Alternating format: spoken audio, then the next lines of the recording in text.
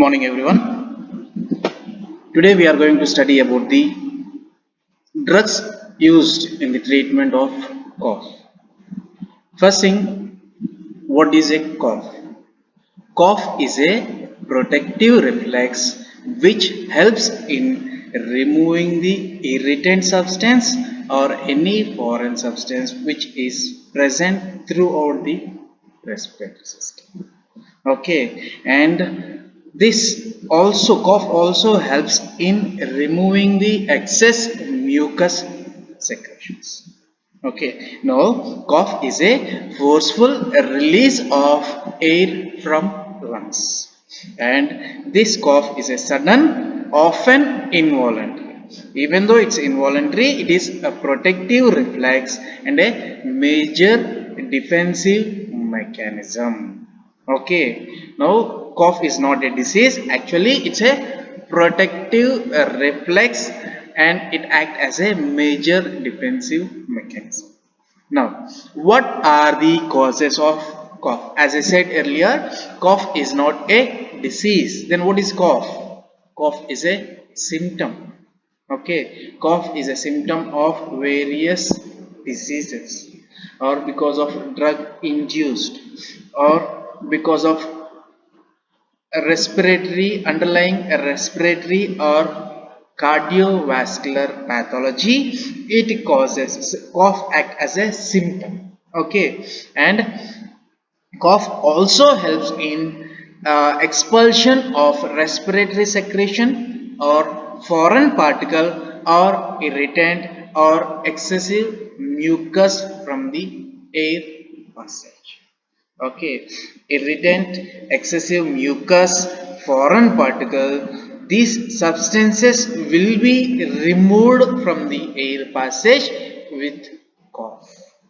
Okay, now we have seen that cough is not a disease but it's a symptom and it's a protective reflex to remove the irritant substances.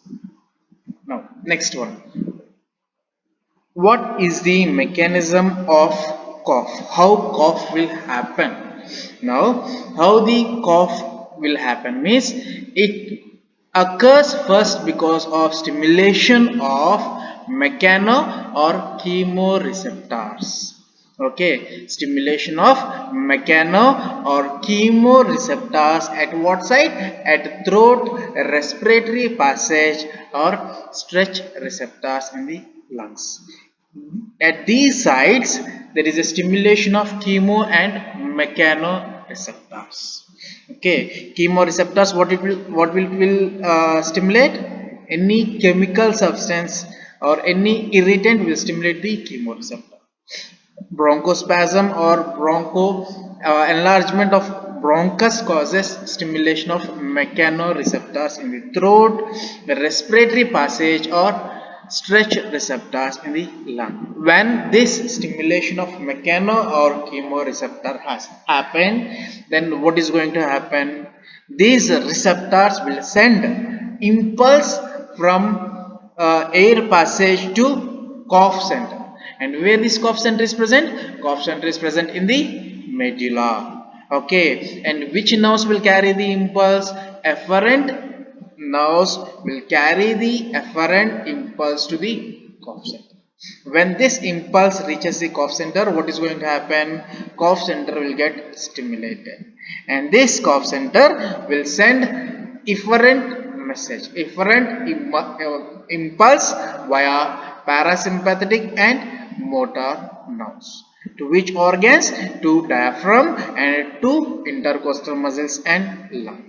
Okay, afferent message is coming back to the diaphragm, intercostal muscles and lung muscles via which nerves?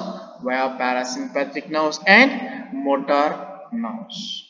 Now, when this impulse is received, what is going to happen? Increased contraction of diaphragmatic muscles and abdominal and intercostal muscles will happen with a noisy expression called as cough. Okay, this is how cough will happen. First, there will be a stimulation of mechano and chemoreceptors in the air passage or throat or in the lungs.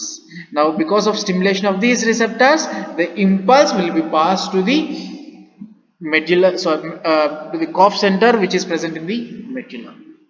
Now this medulla will send back the message via afferent impulse to diaphragm, intercostal muscles and lungs, by which nerves? Parasympathetic and motor nerves. Because of this, what is going to happen? There will be increased contraction of diaphragm, abdominal and intercostal muscles with a noisy expression, that is cough will happen. Clear? Now, we'll go to the next slide, that is cough reflex. If you see the black dotted lines throughout the respiratory or air passageway, we have receptors of mechano and chemoreceptor. If you see the second one, cough center, which is present in the medulla, and you can see also the other nerves, that is glossopharyngeal nerves, phrenic nerve, trigeminal nerve, vagus nerve. Okay, these are the receptors, center and nerves which causes cough reflex. Now, types of cough. This one based upon the duration. Cough based upon the duration, cough is of three types, that is acute cough, which is happening less than 3 weeks. Okay, so the duration of cough, if it is less than from 3 weeks, then it's a acute cough. Subacute means which is present between 3 to 8 weeks, and chronic cough is cough which is present for more than 8 weeks. Okay, the cough is divided into three types based upon what? Based upon the duration. And how we have classified? We have classified them into acute cough, subacute cough and chronic cough.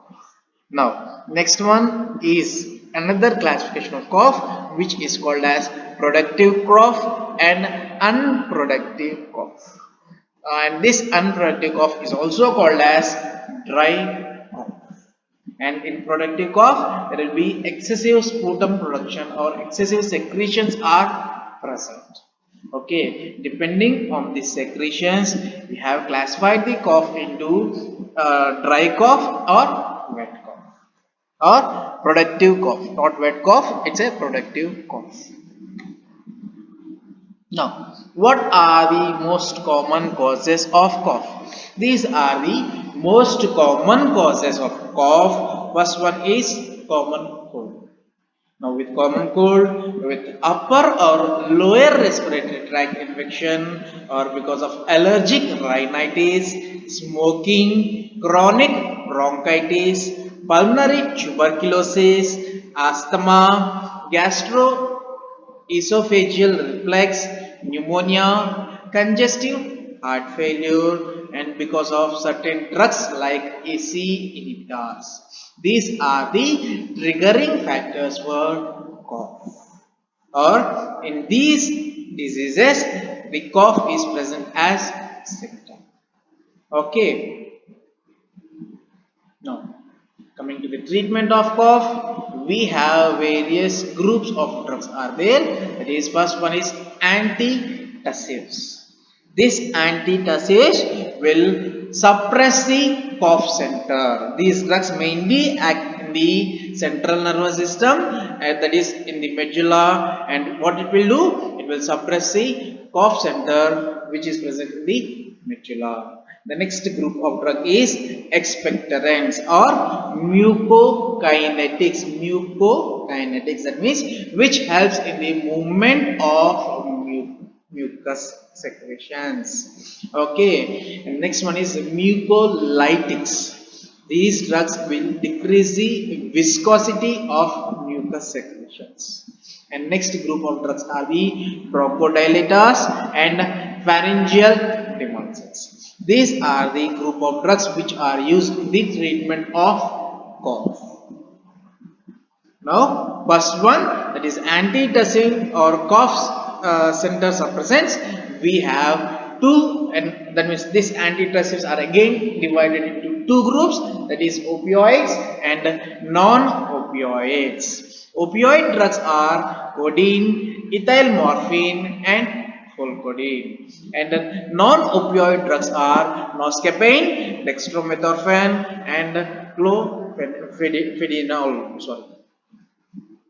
And we have adjuvant drugs are there, which are usually given along with the antitussives or in allergic rhinitis. And the drugs are antihistaminics, and the drugs include, these drugs are mainly given in allergic rhinitis. The drugs are antihistaminics.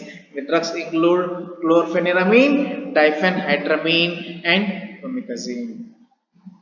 Now, coming to the antitussive mechanism of action, what these drugs will do means, these drugs will inhibit the cough reflex by suppressing the cough center in medulla. These drugs will suppress the cough reflex. How? By suppressing the cough center which is present in the medulla. The next one is, these drugs will produce the symptomatic relief of dry irritant cough. Okay, remember here what these drugs will do. These drugs will not, will not remove the cause of cough. What it will do? It will reduce the symptomatic, or it produces the symptomatic relief of which type of coughs? Of dry irritant coughs. And remember, these antitussive drugs are not recommended in children below 2 years of age. Okay. Now, first drug is codeine, which is a prodrug, and this drug will be converted into morphine in body. This drug will be metabolized to morphine. And coming to this drug, it's an alkaloid. We know that alkaloid is a nitrogenous bases obtained from plants. It's an alkaloid found in opium poppy plant.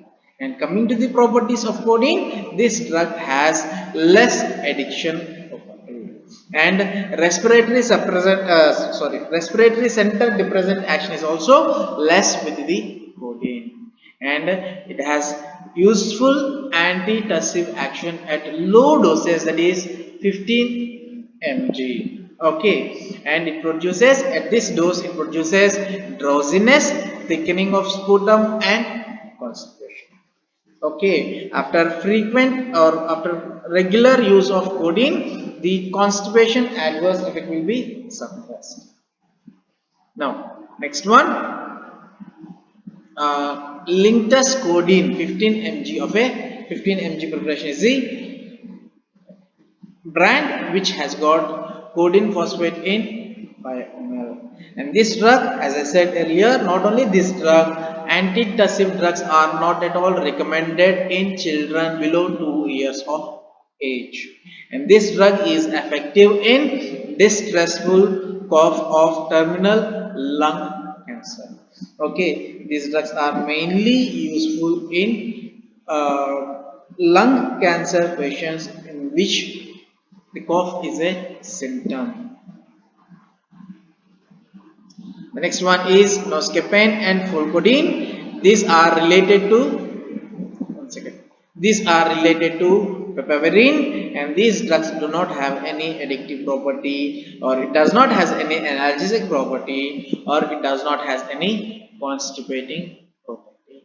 Why we are saying we are speaking about addictive property, analgesic, and constipating property? Because opioid group of drugs, that is morphine, prototype drug, this drug has got addictive property, analgesic property, constipating property. As these drugs are also opioid group of drugs, but these drugs are devoid, or these drug does not have any addictive, analgesic, and constipating property. And these drugs do not interfere with the mucociliary movement. And large doses of this drug causes bronchospasm and hypotension. The next drug is dextromethorphan, which is a non-opioid group of antitussive drug. Coming to its mechanism of action, what it will do means it will suppress the NMDA receptor, or it act as an antagonist of NMDA receptor. And what do we know about NMDA receptor? NMDA receptor is a excitatory receptor for which neurotransmitter? For glutamate. Okay, so what this dextromethorphan will do means it will suppress the excitatory receptors in the brain. Thereby, it suppresses the stimulation of center. Here, the dextromethorphan is present in two forms, that is D isoform and L isomer form.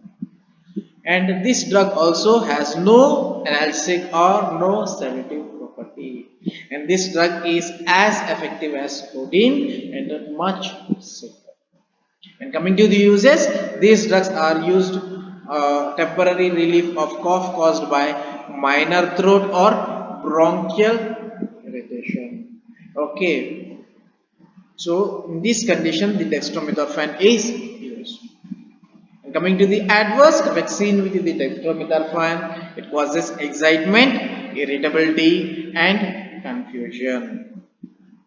Now, the next drug is benzonatate, and this is an antitussive structurally related to local anesthetic, that is tetracaine. And what it will do? It will inhibit the afferent cough impulse. Okay, this compound, that is benzonatate, has got two actions, that is central cough center suppressant action is there, along with that it also acts peripheral.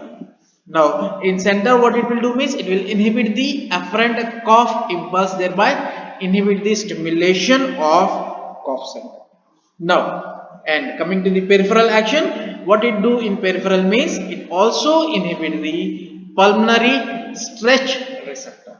Now, by inhibiting the pulmonary stretch receptor, what is benefit for us?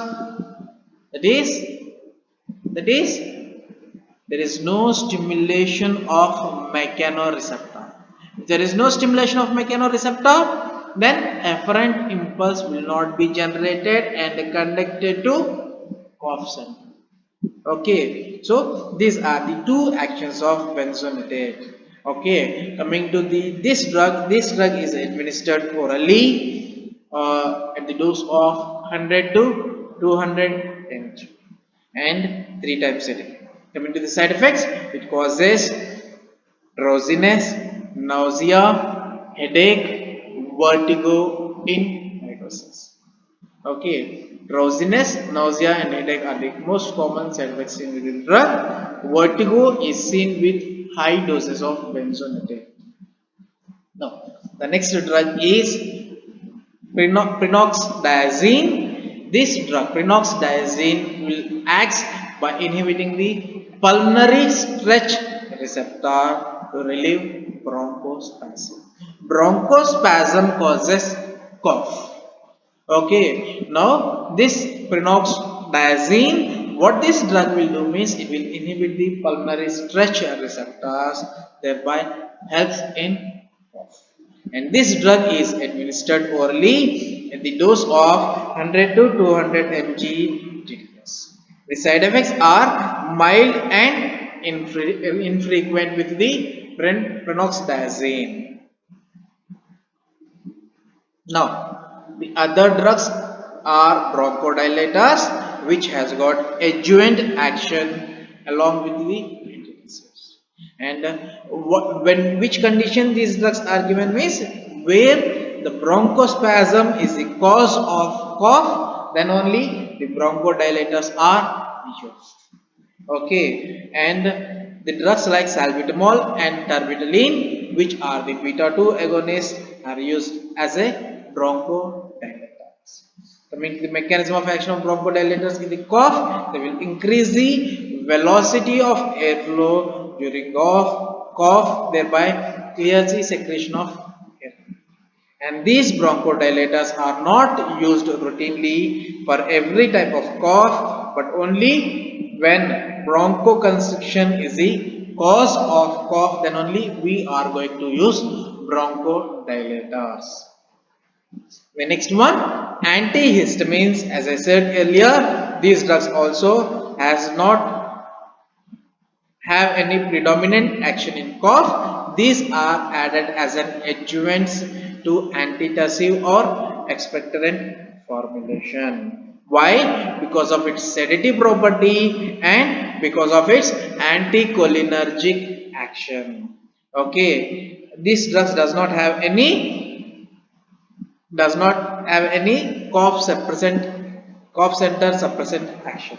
Because of its sedative and because of anticholinergic action, antihistamines are used in the treatment of cough, and it is used as a adjuvant along with the antitussive or expectorant formulation. Okay. Now, because of its anticholinergic action, these drugs will decrease the secretion. Where it is used mainly, these drugs are suitable for allergic cough. Okay, the drugs are chlorpheniramine, diphenhydramine, and promethazine.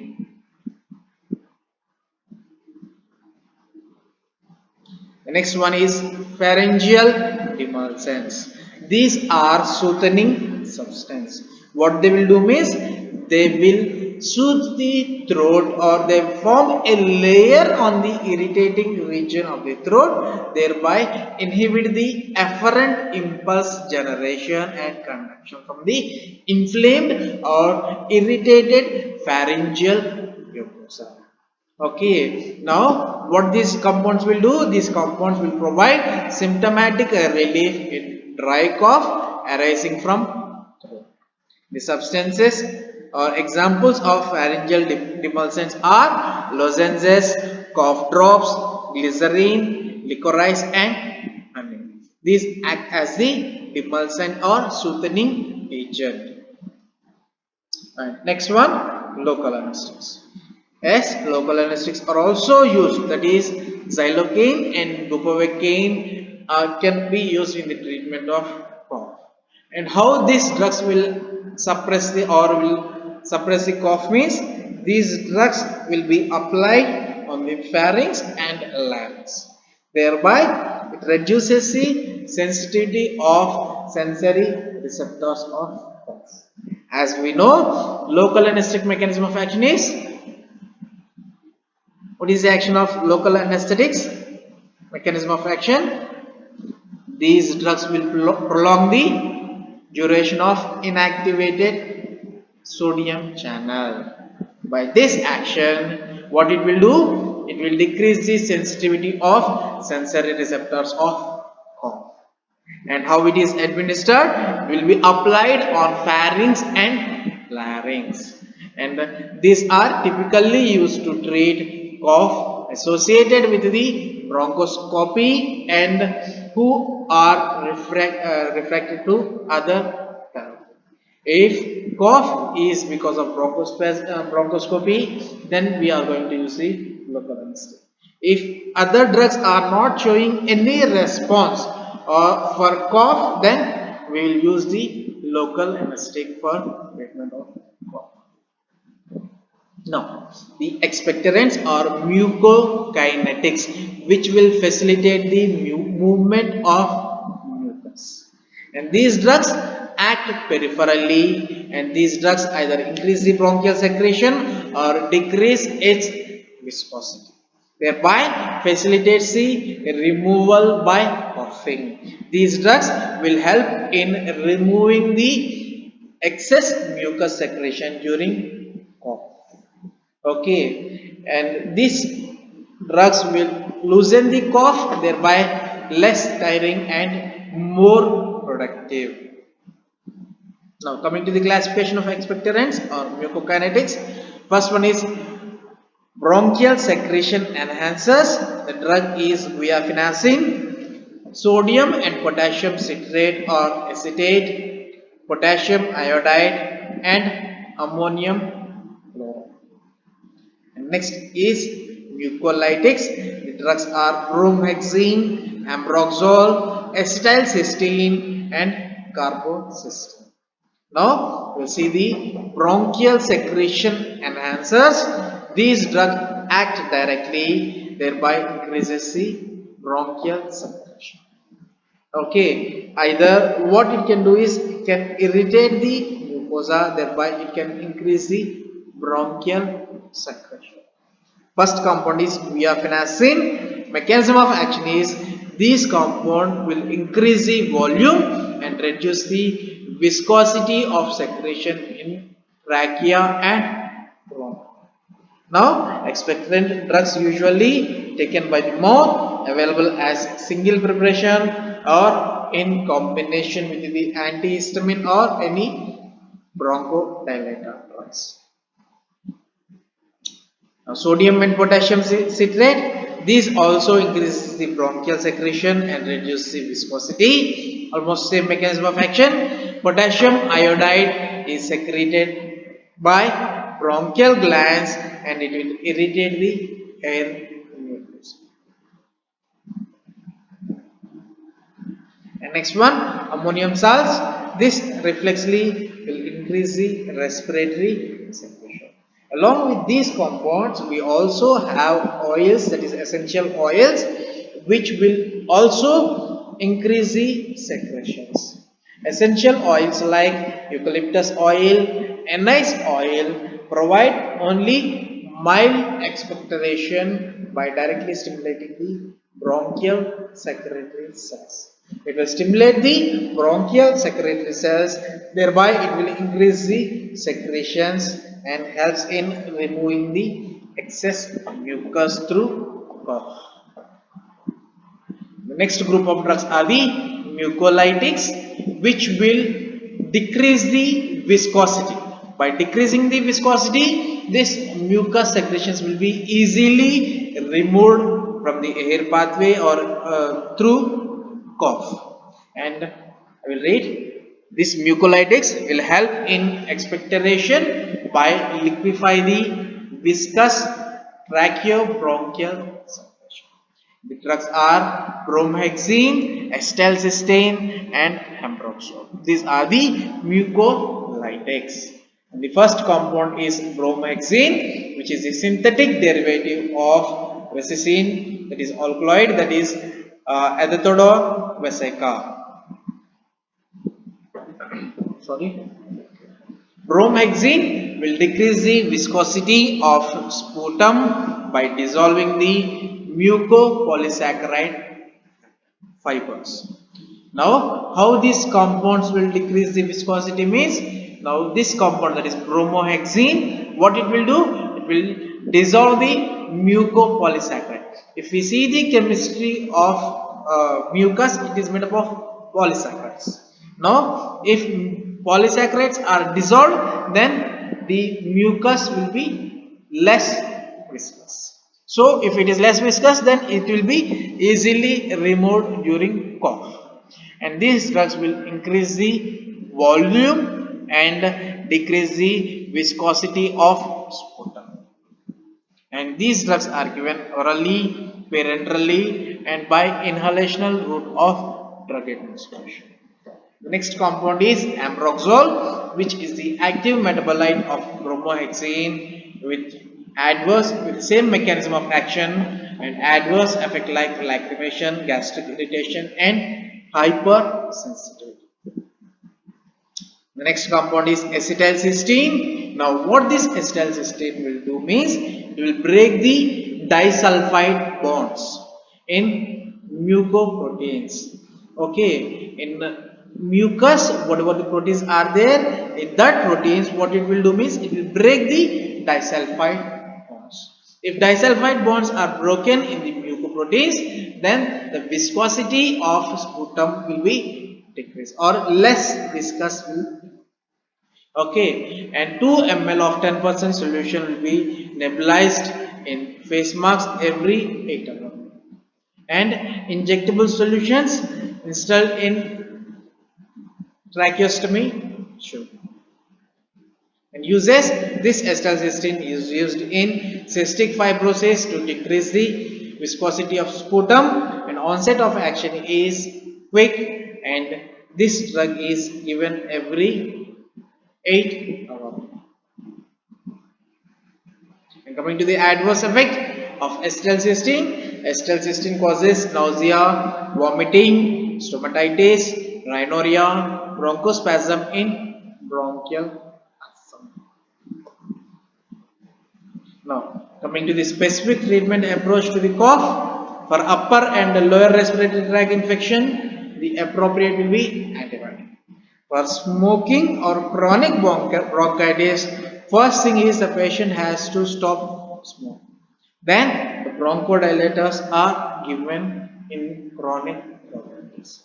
And in pulmonary tuberculosis, antibiotics are given. For asthmatic cough, inhaled beta-2 agonists are given along with corticosteroids if required. And for sinusitis, antibiotic and nasal decongestants and antihistamines are used. With this, we have completed the drugs used in the treatment of cough.